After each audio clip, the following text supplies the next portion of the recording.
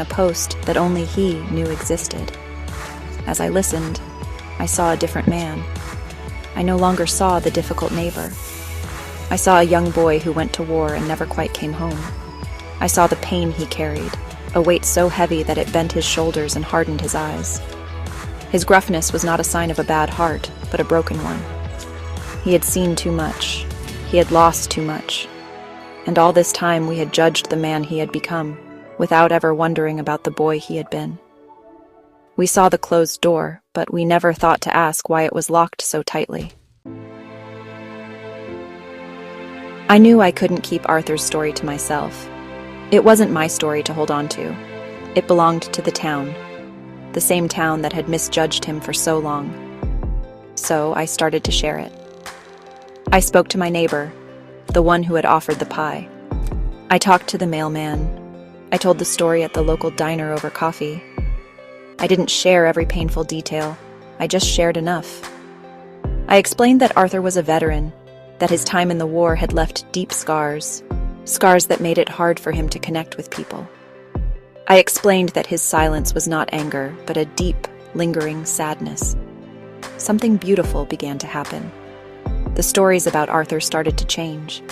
The whispers didn't stop, but now they were whispers of sympathy, not judgment.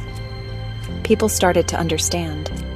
The woman who baked the pie baked another one, but this time she left it on his porch with a simple note.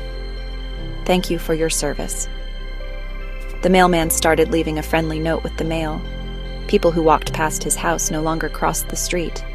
Instead, they would offer a quiet nod or a small, gentle wave. They didn't expect one in return. It was a simple gesture of respect.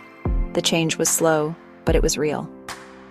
One Saturday, a few men from the town showed up at Arthur's house with lawnmowers and hedge trimmers. They didn't ask. They just started working on his messy yard.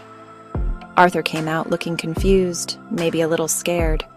One of the men, a man named Bob, simply said, "We thought you could use a hand, Arthur."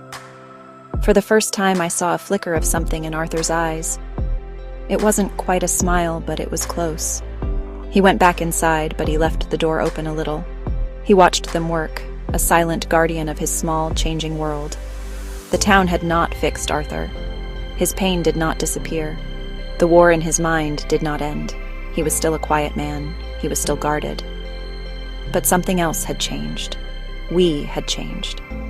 Our town had learned a powerful lesson. We learned that behind every difficult person, there is a story. And once you hear that story, everything looks different. We stopped seeing the grumpy man on the corner.